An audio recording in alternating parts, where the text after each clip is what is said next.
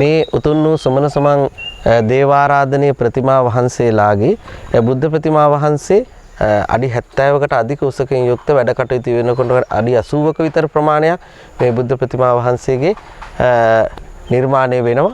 ඒ වගේම දේව ප්‍රතිමා වහන්සේ අඩි 40කට වැඩි උසකින් යුක්ත දේව ප්‍රතිමා වහන්සේ නිර්මාණය වෙන්නේ. බුද්ධ ප්‍රතිමා වහන්සේ නිර්මාණය කිරීමේදී අපිට බොහෝ පිරිසක් දායක වුණා.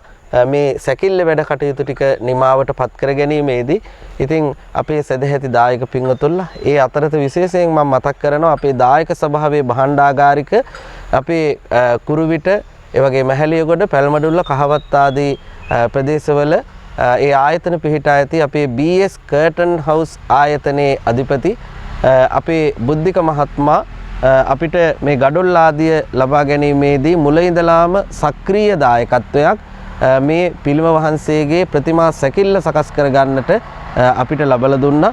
අපේ BS කර්ටන් හවුස් ආයතනයේ බුද්ධික මහත්මයාත් අපි බොහොම මෙත්සිතින් යුතුව මේ වෙලාවේදී සිහිපත් කරනවා. ඒ වගේම මේ ප්‍රතිමා සැකිල්ල සකස් කර ගැනීමේදී අපිට සිමෙන්ති, ඒ වගේම කම්බි, ඒ වගේම වැලි, ඒ වගේම කොන්ක්‍රීට් ගල් ආදී දේවල් ලබලා දුන්නු බොහෝ පිරිසක් ඉන්නවා.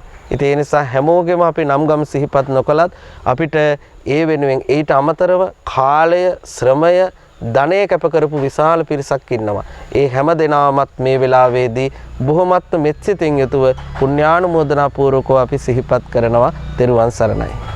शांति करुणा गुण आनंदे लबीला करुणा गुण आनंदे विहितेन सुमन सुरिंदे सितु पहरी मुनि नंदन सिरिपाद वंदे समनल कंदे विहितेन मोक्ष सुगंधे मुनि नंदन सिरिपाद वंदे